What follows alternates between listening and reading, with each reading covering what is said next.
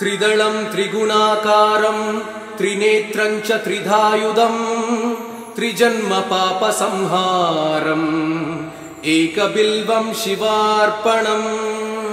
त्रिशाकै बिल्वपत्रैश्च अच्छिदै कोमलै शुभै तव पूजां करिष्यामि एकबिल्वं शिवार्पणम् कोटिकन्या महादानं तिलपर्वतकोटयः काञ्चनं क्षीरदानेन एकबिल्वं शिवार्पणम् काशीक्षेत्रनिवासं च कालभैरवदर्शनम् प्रयागे माधवं दृष्ट्वा एकबिल्वं शिवार्पणम् इन्दुवारे व्रतं स्थित्वा निराहारो महेश्वरः नक्तं हौष्यामि देवेश एकबिल्वं शिवार्पणम् रामलिङ्गप्रतिष्ठा च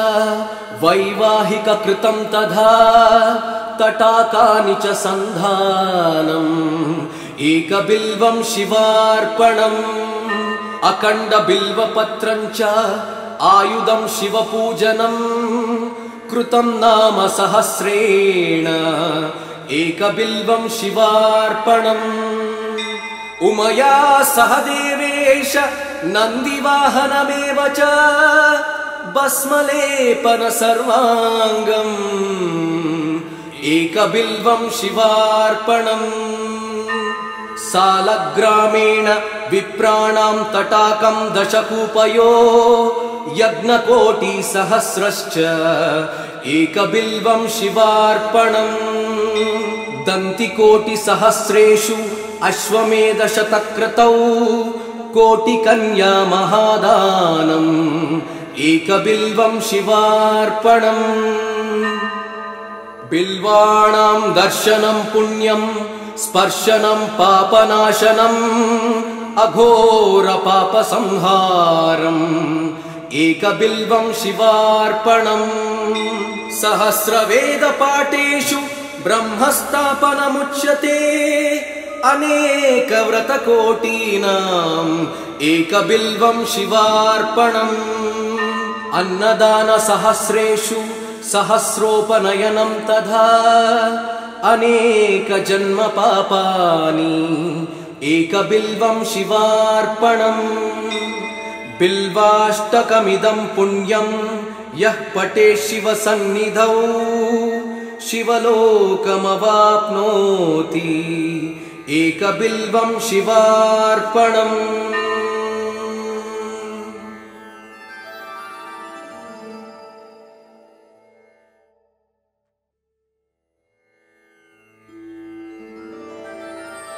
त्रिदलं त्रिगुणाकारं त्रिनेत्रं च त्रिधायुधं त्रिजन्म पापसंहारम्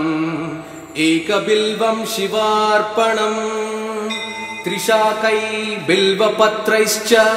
अच्छिदै कोमलै शुभै तव पूजां करिष्यामि एकबिल्वं शिवार्पणम् कोटिकन्या महादानं तिलपर्वतकोटयः काञ्चनं क्षीरदानेन एकबिल्वं शिवार्पणम् काशीक्षेत्रनिवासं च कालभैरवदर्शनम् प्रयागे माधवं दृष्ट्वा एकबिल्वं शिवार्पणम् इन्दुवारे व्रतं स्थित्वा निराहारो महेश्वरः नक्तं हौष्यामि देवेश एकबिल्वं शिवार्पणम् रामलिङ्गप्रतिष्ठा च वैवाहिककृतं तथा तटाकानि च सन्धानम् एकबिल्वं शिवार्पणम् अखण्डबिल्वपत्रं च आयुधं शिवपूजनम्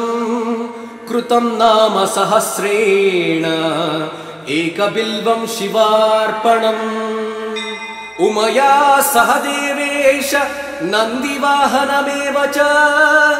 भस्मलेपन सर्वाङ्गम् एकबिल्वं शिवार्पणम् सालग्रामेण विप्राणां तटाकं दशकूपयो यज्ञकोटिसहस्रश्च एकबिल्वं शिवार्पणम् दन्तिकोटिसहस्रेषु अश्वमेधशतक्रतौ कोटिकन्या महादानम् एकबिल्वं शिवार्पणम् बिल्वाणां दर्शनं पुण्यं स्पर्शनं पापनाशनम् अघोरपापसंहारम् एकबिल्वं शिवार्पणम् सहस्रवेदपाठेषु ब्रह्मस्थापनमुच्यते अनेकव्रतकोटीनाम् एकबिल्वं शिवार्पणम् अन्नदानसहस्रेषु सहस्रोपनयनं तथा अनेकजन्मपापानि एकबिल्वं शिवार्पणम् बिल्वाष्टकमिदं पुण्यं यः पठेत् शिवसन्निधौ शिवलोकमवाप्नोति एकबिल्वं शिवार्पणम्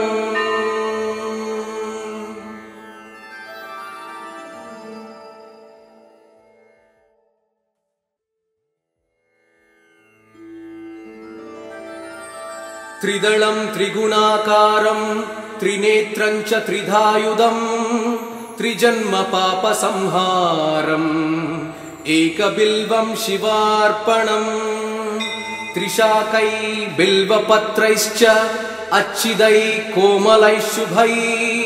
तव पूजां करिष्यामि एकबिल्वं शिवार्पणम् कोटिकन्या महादानं तिलपर्वतकोटयः काञ्चनं क्षीरदानेन एकबिल्वं शिवार्पणम् काशीक्षेत्रनिवासं च कालभैरवदर्शनम् प्रयागे माधवं दृष्ट्वा एकबिल्वं शिवार्पणम् इन्दुवारे व्रतं स्थित्वा निराहारो महेश्वरः नक्तं हौष्यामि देवेश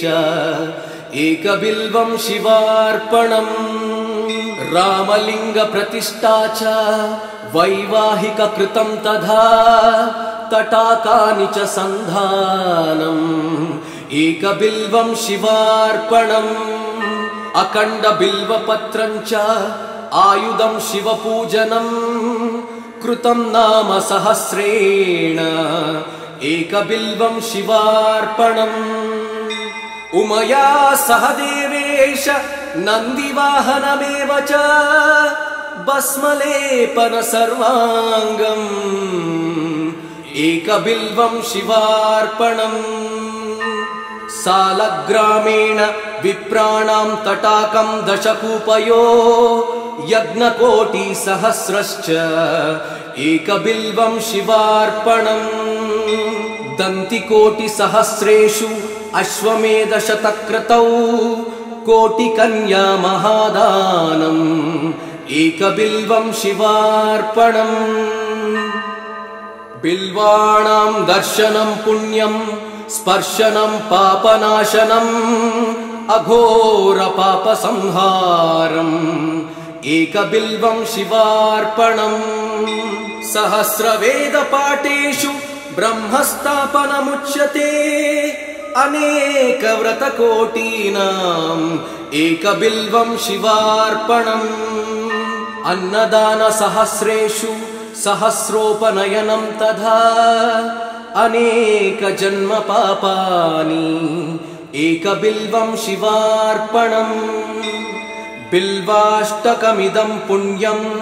यः पठेत् शिवसन्निधौ शिवलोकमवाप्नोति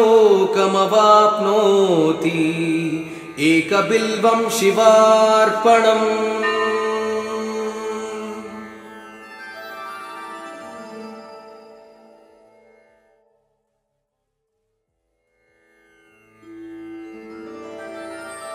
त्रिदलं त्रिगुणाकारं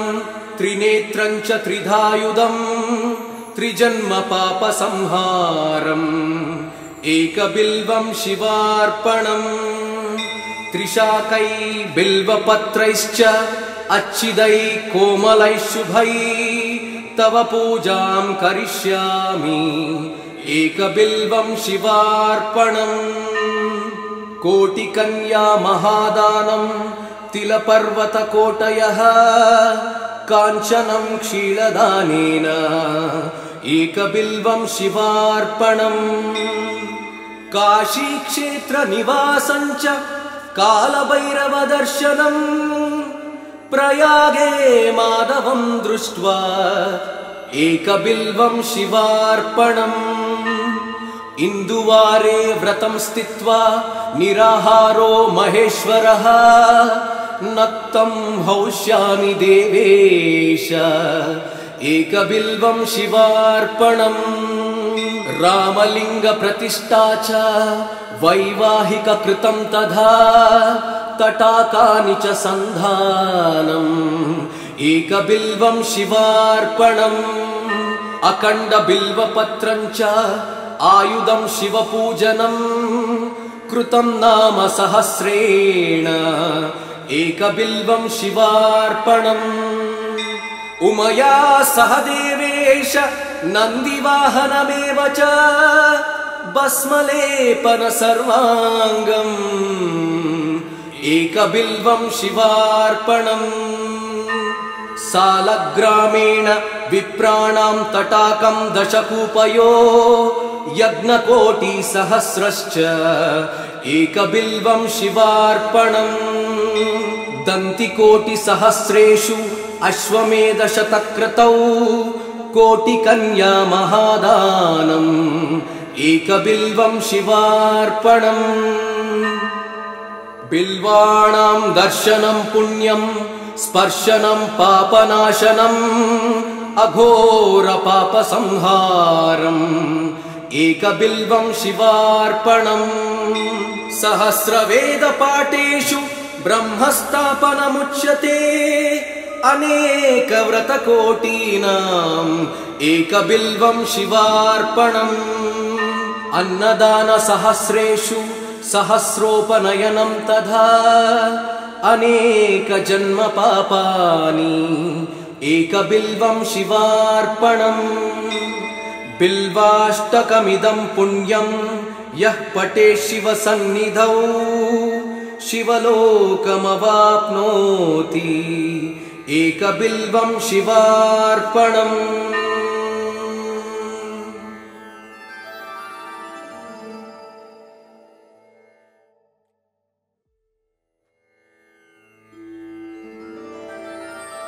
त्रिदलं त्रिगुणाकारं त्रिनेत्रं च त्रिधायुधं त्रिजन्मपापसंहारम् एकबिल्वं शिवार्पणम् त्रिशाकै बिल्वपत्रैश्च अच्छिदै कोमलै शुभै तव पूजां करिष्यामि एकबिल्वं शिवार्पणम् कोटिकन्या महादानं तिलपर्वतकोटयः काञ्चनं क्षीरदानेन एकबिल्वं शिवार्पणम् काशीक्षेत्रनिवासं च कालभैरवदर्शनम् प्रयागे माधवं दृष्ट्वा एकबिल्वं शिवार्पणम् इन्दुवारे व्रतं स्थित्वा निराहारो महेश्वरः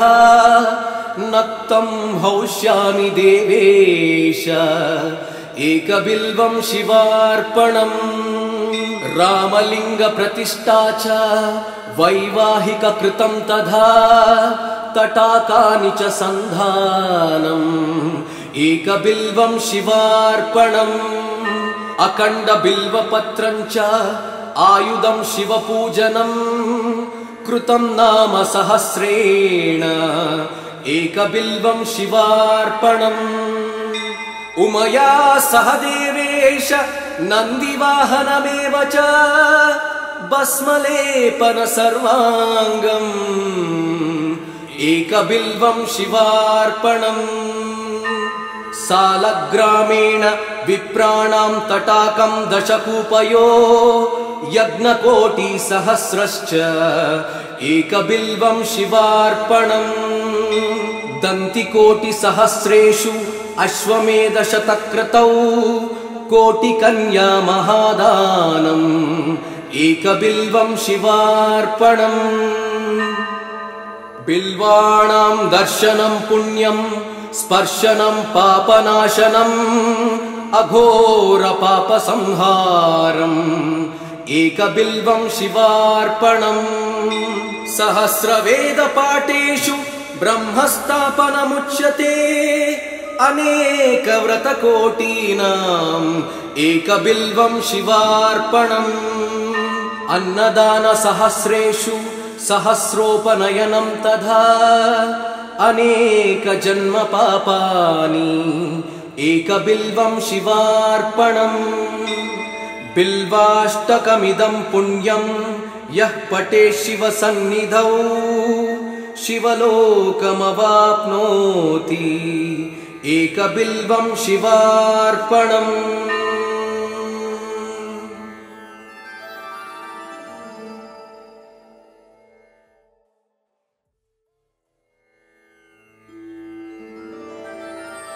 त्रिदलं त्रिगुणाकारं त्रिनेत्रं च त्रिधायुधं त्रिजन्मपापसंहारम् एकबिल्वं शिवार्पणम् त्रिशाकै बिल्वपत्रैश्च अच्छिदै कोमलैः शुभै तव पूजां करिष्यामि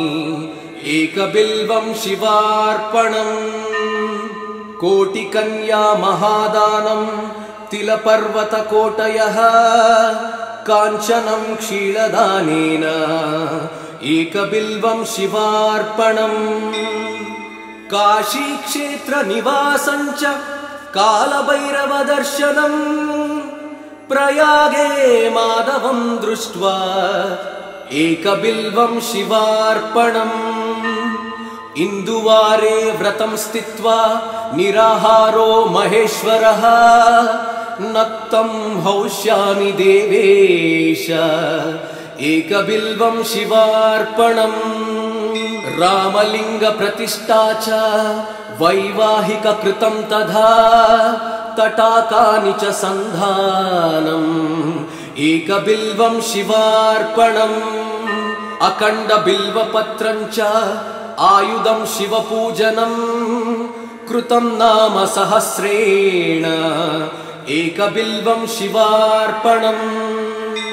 उमया सह देवेश नन्दिवाहनमेव च भस्मलेपन सर्वाङ्गम् एकबिल्वं शिवार्पणम् सालग्रामेण विप्राणां तटाकं दशकूपयो यज्ञकोटिसहस्रश्च एकबिल्वं शिवार्पणम् दन्तिकोटिसहस्रेषु अश्वमेधशतक्रतौ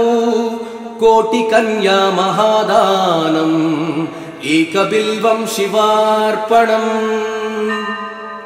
बिल्वाणां दर्शनं पुण्यं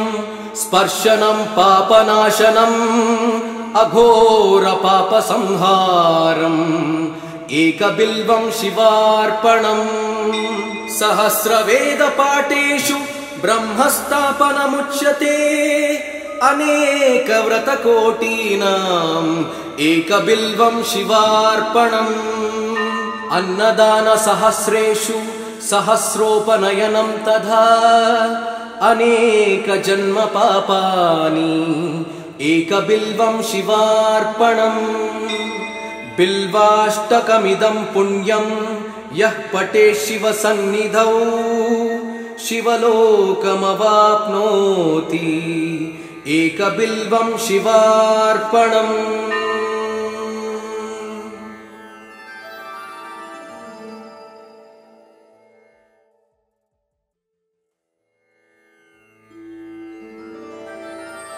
त्रिदलं त्रिगुणाकारं त्रिनेत्रं च त्रिधायुधं त्रिजन्मपापसंहारम् एकबिल्वं शिवार्पणम् त्रिशाकै बिल्वपत्रैश्च अच्छिदै कोमलै शुभै तव पूजां करिष्यामि एकबिल्वं शिवार्पणम् कोटिकन्या महादानं तिलपर्वतकोटयः काञ्चनं क्षीरदानेन एकबिल्वं शिवार्पणम् काशीक्षेत्रनिवासं च कालभैरवदर्शनम् प्रयागे माधवं दृष्ट्वा एकबिल्वं शिवार्पणम् इन्दुवारे व्रतं स्थित्वा निराहारो महेश्वरः नक्तं हौष्यामि देवेश एकबिल्वं शिवार्पणम् रामलिङ्गप्रतिष्ठा च वैवाहिककृतं तथा तटाकानि च सन्धानम् एकबिल्वं शिवार्पणम् अखण्डबिल्वपत्रं च आयुधं शिवपूजनं कृतं नाम सहस्रेण एकबिल्वं शिवार्पणम् उमया सह देवेश नन्दिवाहनमेव च भस्मलेपन सर्वाङ्गम् एकबिल्वं शिवार्पणम् सालग्रामेण विप्राणां तटाकं दशकूपयो यज्ञकोटिसहस्रश्च एकबिल्वं शिवार्पणम् दन्तिकोटिसहस्रेषु अश्वमेधशतक्रतौ कोटिकन्या महादानम् एकबिल्वं शिवार्पणम् बिल्वाणां दर्शनं पुण्यं स्पर्शनं पापनाशनम् अघोरपापसंहारम् एकबिल्वं शिवार्पणम् सहस्रवेदपाठेषु ब्रह्मस्थापनमुच्यते अनेकव्रतकोटीनाम्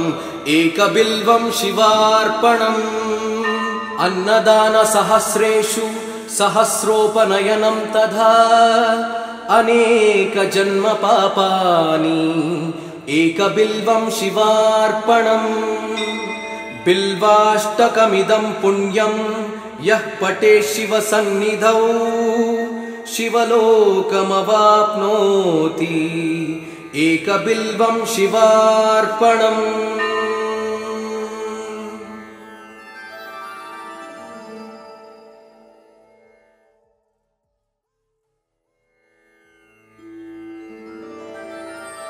त्रिदलं त्रिगुणाकारं त्रिनेत्रं च त्रिधायुधं त्रिजन्मपापसंहारम् एकबिल्वं शिवार्पणम् त्रिशाकै बिल्वपत्रैश्च अच्छिदै कोमलै शुभै तव पूजां करिष्यामि एकबिल्वं शिवार्पणम् कोटिकन्या महादानं तिलपर्वतकोटयः काञ्चनं क्षीरदानेन एकबिल्वं शिवार्पणम् काशीक्षेत्रनिवासं च कालभैरवदर्शनम् प्रयागे माधवं दृष्ट्वा एकबिल्वं शिवार्पणम् इन्दुवारे व्रतं स्थित्वा निराहारो महेश्वरः नक्तं हौष्यामि देवेश एकबिल्वं शिवार्पणम् रामलिङ्गप्रतिष्ठा च वैवाहिककृतं तथा तटाकानि च सन्धानम् एकबिल्वं शिवार्पणम् अखण्डबिल्वपत्रं च आयुधं शिवपूजनं कृतं नाम सहस्रेण एकबिल्वं शिवार्पणम् उमया सह देवेश नन्दिवाहनमेव च भस्मलेपन सर्वाङ्गम् एकबिल्वं शिवार्पणम् सालग्रामेण विप्राणां तटाकं दशकूपयो यज्ञकोटिसहस्रश्च एकबिल्वं शिवार्पणम् दन्तिकोटिसहस्रेषु अश्वमेधशतक्रतौ कोटिकन्या महादानम् एकबिल्वं शिवार्पणम् बिल्वाणां दर्शनं पुण्यं स्पर्शनं पापनाशनम् अघोरपापसंहारम् एकबिल्वं शिवार्पणम् सहस्रवेदपाठेषु ब्रह्मस्थापनमुच्यते अनेकव्रतकोटीनाम् एकबिल्वं शिवार्पणम् अन्नदानसहस्रेषु सहस्रोपनयनं तथा अनेकजन्मपापानि एकबिल्वं शिवार्पणम् बिल्वाष्टकमिदं पुण्यं यः पठेत् शिवसन्निधौ शिवलोकमवाप्नोति एकबिल्वं शिवार्पणम्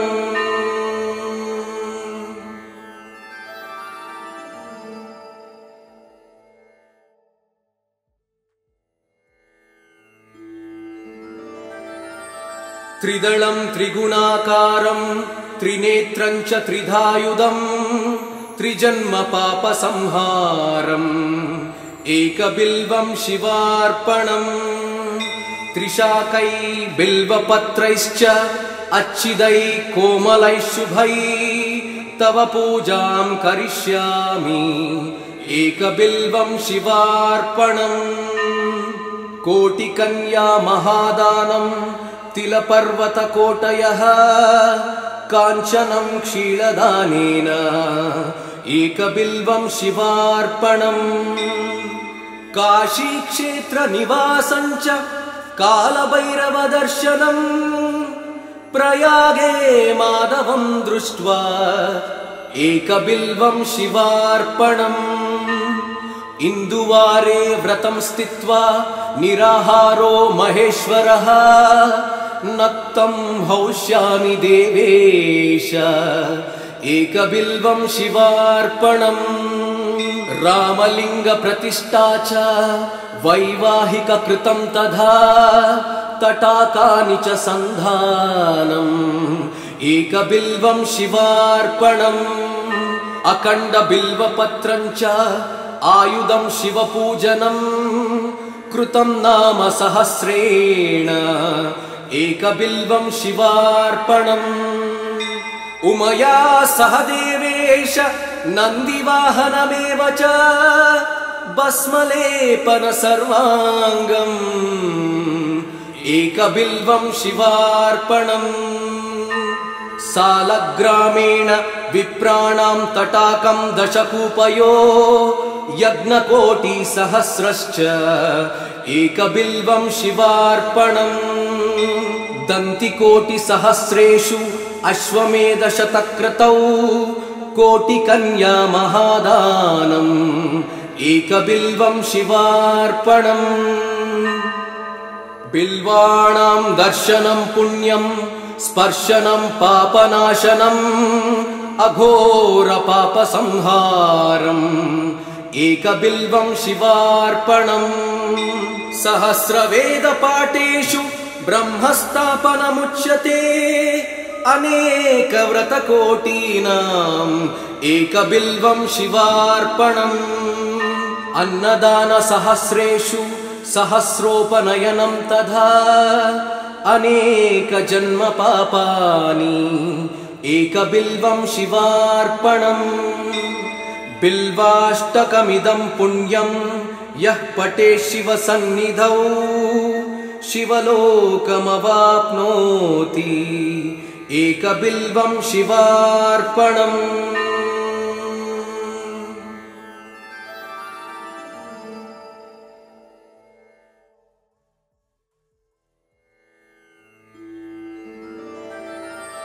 त्रिदलं त्रिगुणाकारं त्रिनेत्रं च त्रिधायुधं त्रिजन्मपापसंहारम् एकबिल्वं शिवार्पणम् त्रिशाकै बिल्वपत्रैश्च अच्छिदै कोमलै शुभै तव पूजां करिष्यामि एकबिल्वं शिवार्पणम् कोटिकन्या महादानं तिलपर्वतकोटयः काञ्चनं क्षीरदानेन एकबिल्वं शिवार्पणम् काशीक्षेत्रनिवासं च कालभैरवदर्शनम् प्रयागे माधवं दृष्ट्वा एकबिल्वं शिवार्पणम् इन्दुवारे व्रतं स्थित्वा निराहारो महेश्वरः नक्तं हौष्यामि देवेश एकबिल्वं शिवार्पणम् रामलिङ्गप्रतिष्ठा च वैवाहिककृतं तथा तटाकानि च सन्धानम् एकबिल्वं शिवार्पणम् अखण्डबिल्वपत्रं च आयुधं शिवपूजनं कृतं नाम सहस्रेण एकबिल्वं शिवार्पणम् उमया सह देवेश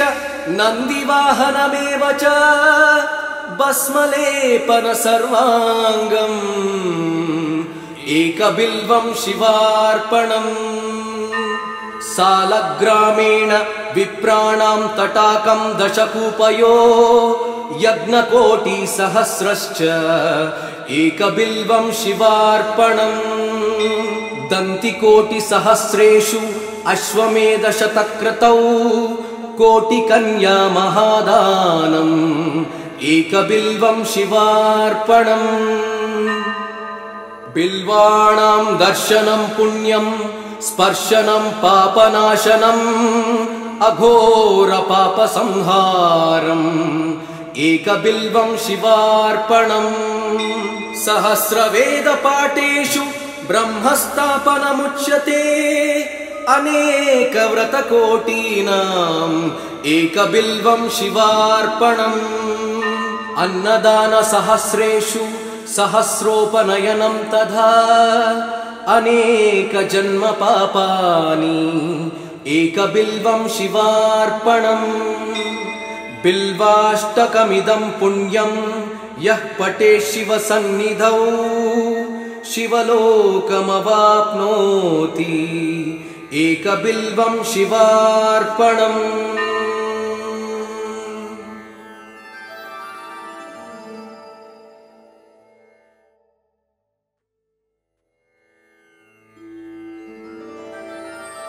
त्रिदलं त्रिगुणाकारं त्रिनेत्रं च त्रिधायुधं त्रिजन्मपापसंहारम् एकबिल्वं शिवार्पणम् त्रिशाकै बिल्वपत्रैश्च अच्छिदै कोमलै शुभै तव पूजां करिष्यामि एकबिल्वं शिवार्पणम् कोटिकन्या महादानं तिलपर्वतकोटयः काञ्चनं क्षीरदानेन एकबिल्वं शिवार्पणम् काशीक्षेत्रनिवासं च कालभैरवदर्शनम् प्रयागे माधवं दृष्ट्वा एकबिल्वं शिवार्पणम् इन्दुवारे व्रतं स्थित्वा निराहारो महेश्वरः नक्तं हौष्यामि देवेश एकबिल्वं शिवार्पणम् रामलिङ्गप्रतिष्ठा च वैवाहिककृतं तथा तटाकानि च सन्धानम् एकबिल्वं शिवार्पणम् अखण्डबिल्वपत्रं च आयुधं शिवपूजनं कृतं नाम सहस्रेण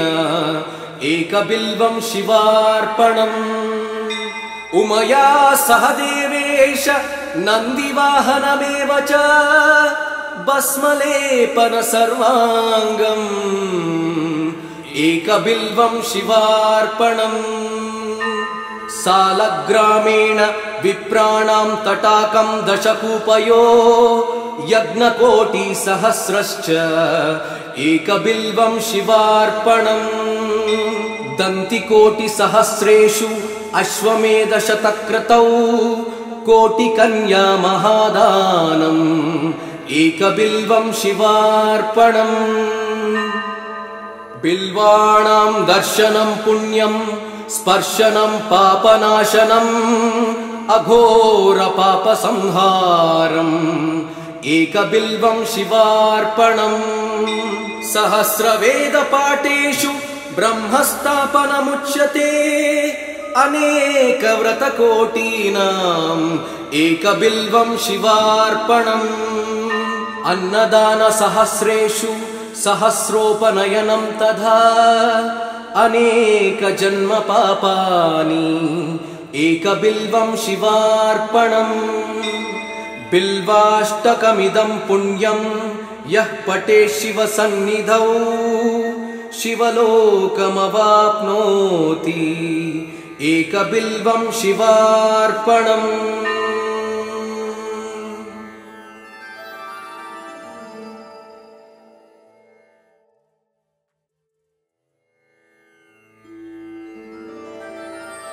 त्रिदलं त्रिगुणाकारं त्रिनेत्रं च त्रिधायुधं त्रिजन्मपापसंहारम् एकबिल्वं शिवार्पणम् त्रिशाकै बिल्वपत्रैश्च अच्छिदै कोमलै शुभै तव पूजां करिष्यामि एकबिल्वं शिवार्पणम् कोटिकन्या महादानं तिलपर्वतकोटयः काञ्चनं क्षीरदानेन एकबिल्वं शिवार्पणम् काशीक्षेत्रनिवासं च कालभैरवदर्शनम् प्रयागे माधवं दृष्ट्वा एकबिल्वं शिवार्पणम् इन्दुवारे व्रतं स्थित्वा निराहारो महेश्वरः नक्तं हौष्यामि देवेश एकबिल्वं शिवार्पणम् रामलिङ्गप्रतिष्ठा च वैवाहिककृतं तथा तटाकानि च सन्धानम् एकबिल्वं शिवार्पणम् अखण्डबिल्वपत्रं च आयुधं शिवपूजनं कृतं नाम सहस्रेण एकबिल्वं शिवार्पणम् उमया सह देवेश नन्दिवाहनमेव च भस्मलेपन सर्वाङ्गम् एकबिल्वं शिवार्पणम्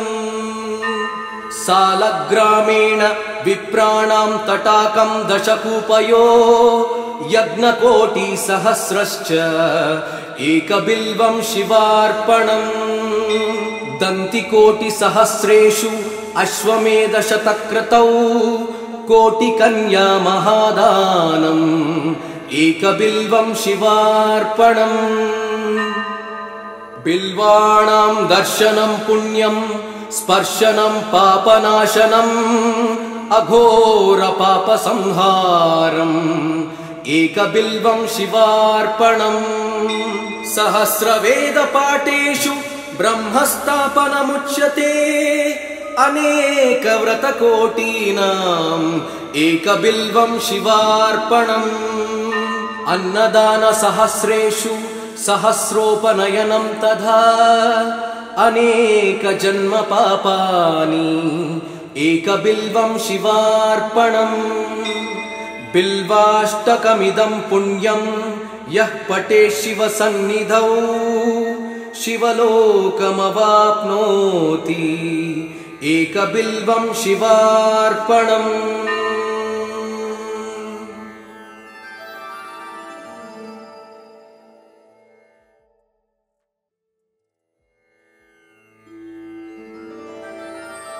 त्रिदलं त्रिगुणाकारं त्रिनेत्रं च त्रिधायुधं त्रिजन्मपापसंहारम् एकबिल्वं शिवार्पणम् त्रिशाकै बिल्वपत्रैश्च अच्छिदै कोमलै शुभै तव पूजां करिष्यामि एकबिल्वं शिवार्पणम् कोटिकन्या महादानं तिलपर्वतकोटयः काञ्चनं क्षीरदानेन एकबिल्वं शिवार्पणम् काशीक्षेत्रनिवासं च कालभैरवदर्शनम् प्रयागे माधवं दृष्ट्वा एकबिल्वं शिवार्पणम् इन्दुवारे व्रतं स्थित्वा निराहारो महेश्वरः नक्तं हौष्यामि देवेश एकबिल्वं शिवार्पणम् रामलिङ्गप्रतिष्ठा च वैवाहिककृतं तथा तटाकानि च सन्धानम् एकबिल्वं शिवार्पणम्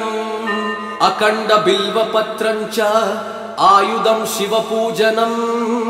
कृतं नाम सहस्रेण एकबिल्वं शिवार्पणम् उमया सह देवेश नन्दिवाहनमेव च भस्मलेपन सर्वाङ्गम् एकबिल्वं शिवार्पणम् सालग्रामेण विप्राणां तटाकं दशकूपयो यज्ञकोटिसहस्रश्च एकबिल्वं शिवार्पणम् दन्तिकोटिसहस्रेषु अश्वमेधशतक्रतौ कोटिकन्या महादानम् एकबिल्वं शिवार्पणम् बिल्वाणां दर्शनं पुण्यं स्पर्शनं पापनाशनम् अघोरपापसंहारम् एकबिल्वं शिवार्पणम् सहस्रवेदपाठेषु ब्रह्मस्थापनमुच्यते अनेकव्रतकोटीनाम् एकबिल्वं शिवार्पणम् अन्नदानसहस्रेषु सहस्रोपनयनं तथा अनेकजन्मपापानि एकबिल्वं शिवार्पणम् बिल्वाष्टकमिदं पुण्यं यः पठेत् शिवसन्निधौ शिवलोकमवाप्नोति एकबिल्वं शिवार्पणम्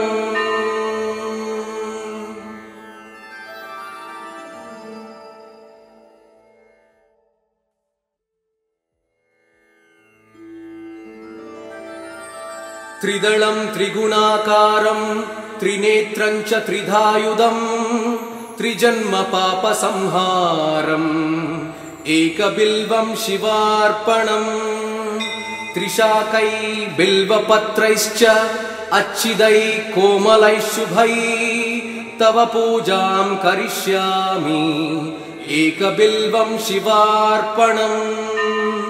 कोटिकन्या महादानं तिलपर्वतकोटयः काञ्चनं क्षीरदानेन एकबिल्वं शिवार्पणम् काशीक्षेत्रनिवासं च कालभैरवदर्शनम् प्रयागे माधवं दृष्ट्वा एकबिल्वं शिवार्पणम् इन्दुवारे व्रतं स्थित्वा निराहारो महेश्वरः नक्तं हौष्यामि देवेश एकबिल्वं शिवार्पणम् रामलिङ्गप्रतिष्ठा च वैवाहिककृतं तथा तटाकानि च सन्धानम् एकबिल्वं शिवार्पणम् अखण्डबिल्वपत्रं च आयुधं शिवपूजनं कृतं नाम सहस्रेण एकबिल्वं शिवार्पणम् उमया सह देवेश नन्दिवाहनमेव च भस्मलेपन सर्वाङ्गम् एकबिल्वं शिवार्पणम् सालग्रामेण विप्राणां तटाकं दशकूपयो यज्ञकोटिसहस्रश्च एकबिल्वं शिवार्पणम् दन्तिकोटिसहस्रेषु अश्वमेधशतक्रतौ कोटिकन्या महादानम् एकबिल्वं शिवार्पणम् बिल्वाणां दर्शनं पुण्यं स्पर्शनं पापनाशनम् अघोरपापसंहारम् एकबिल्वं शिवार्पणम् सहस्रवेदपाठेषु ब्रह्मस्थापनमुच्यते अनेकव्रतकोटीनाम् एकबिल्वं शिवार्पणम् अन्नदानसहस्रेषु सहस्रोपनयनं तथा अनेकजन्मपापानि एकबिल्वं शिवार्पणम् बिल्वाष्टकमिदं पुण्यं यः पठेत् शिवसन्निधौ शिवलोकमवाप्नोति एकबिल्वं शिवार्पणम्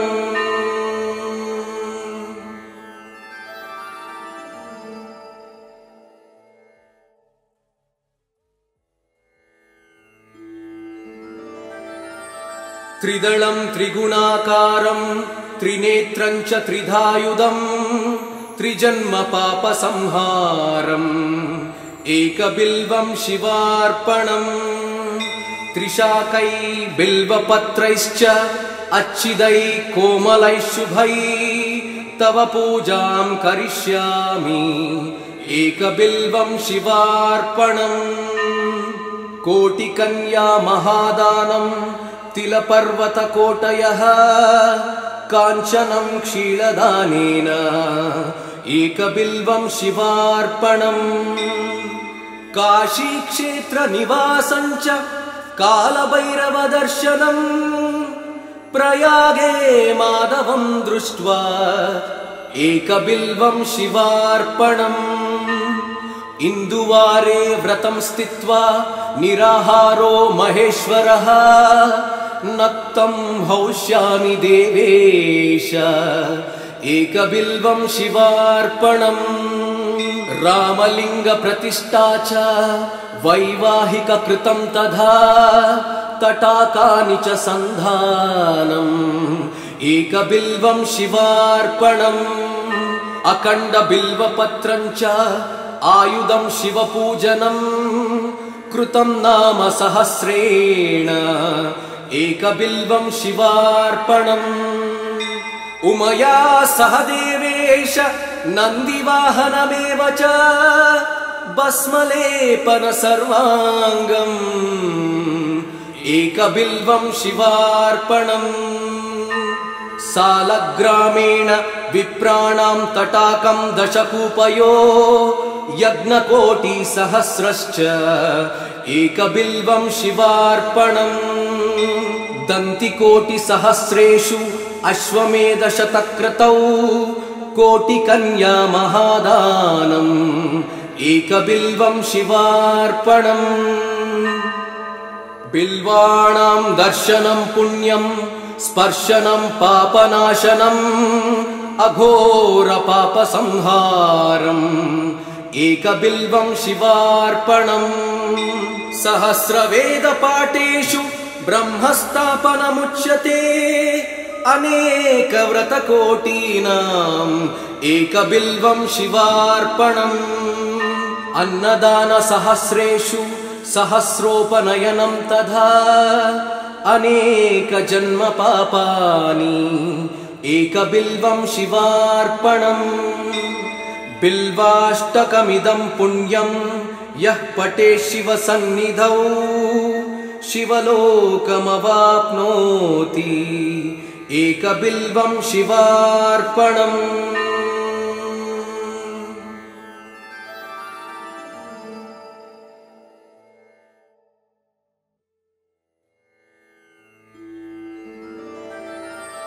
त्रिदलं त्रिगुणाकारं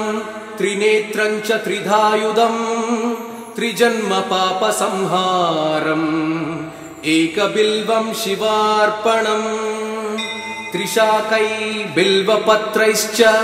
अच्छिदै कोमलै शुभै तव पूजां करिष्यामि एकबिल्वं शिवार्पणम् कोटिकन्या महादानं तिलपर्वतकोटयः काञ्चनं क्षीलदानेन एकबिल्वं शिवार्पणम् काशीक्षेत्रनिवासं च कालभैरवदर्शनम् प्रयागे माधवं दृष्ट्वा एकबिल्वं शिवार्पणम् इन्दुवारे व्रतं स्थित्वा निराहारो महेश्वरः नक्तं हौष्यामि देवेश एकबिल्वं शिवार्पणम् रामलिंग प्रतिष्ठा च वैवाहिक कृतं तथा तटाकानि च सन्धानम् एकबिल्वं शिवार्पणम् अखण्ड बिल्वपत्रं च आयुधं शिवपूजनं कृतं नाम सहस्रेण एकबिल्वं शिवार्पणम् उमया सह देवेश नन्दिवाहनमेव च भस्मलेपन सर्वाङ्गम् एकबिल्वं शिवार्पणम् सालग्रामेण विप्राणां तटाकं दशकूपयो यज्ञकोटिसहस्रश्च एकबिल्वं शिवार्पणम् दन्तिकोटिसहस्रेषु अश्वमेधशतक्रतौ कोटिकन्या महादानम् एकबिल्वं शिवार्पणम् बिल्वाणां दर्शनं पुण्यं स्पर्शनं पापनाशनम् अघोर पापसंहारम् एकबिल्वं शिवार्पणम् सहस्रवेदपाठेषु ब्रह्मस्थापनमुच्यते अनेक व्रतकोटीनाम् एकबिल्वं शिवार्पणम् अन्नदान सहस्रेषु सहस्रोपनयनं तथा अनेक जन्म पापानि एकबिल्वं शिवार्पणम् बिल्वाष्टकमिदं पुण्यं यः पठेत् शिवसन्निधौ शिवलोकमवाप्नोति एकबिल्वं शिवार्पणम्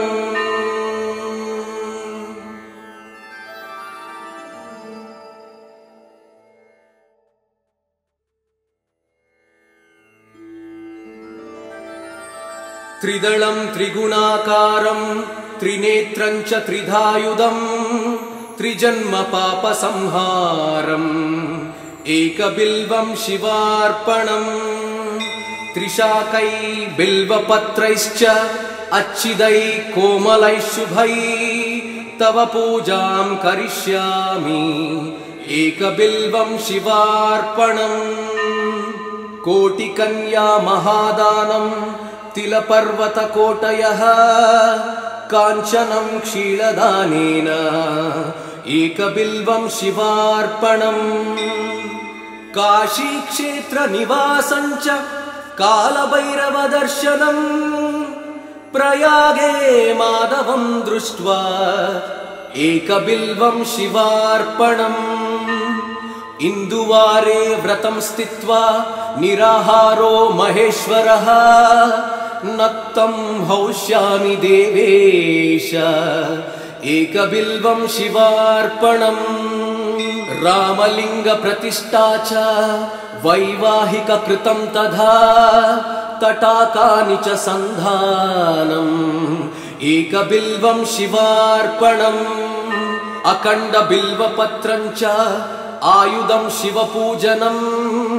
कृतं नाम सहस्रेण एकबिल्वं शिवार्पणम् उमया सह देवेश नन्दिवाहनमेव च भस्मलेपन सर्वाङ्गम् एकबिल्वं शिवार्पणम् सालग्रामेण विप्राणां तटाकं दशकूपयो यज्ञकोटिसहस्रश्च एकबिल्वं शिवार्पणम् दन्तिकोटिसहस्रेषु अश्वमेधशतक्रतौ कोटिकन्या महादानम् एकबिल्वं शिवार्पणम्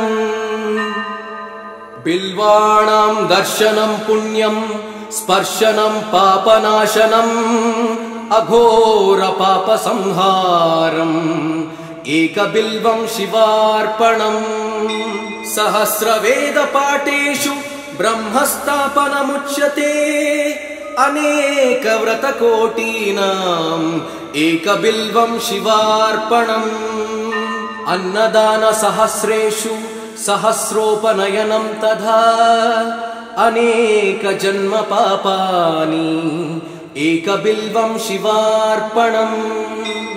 बिल्वाष्टकमिदं पुण्यं यः पठेत् शिवसन्निधौ शिवलोकमवाप्नोति एकबिल्वं शिवार्पणम्।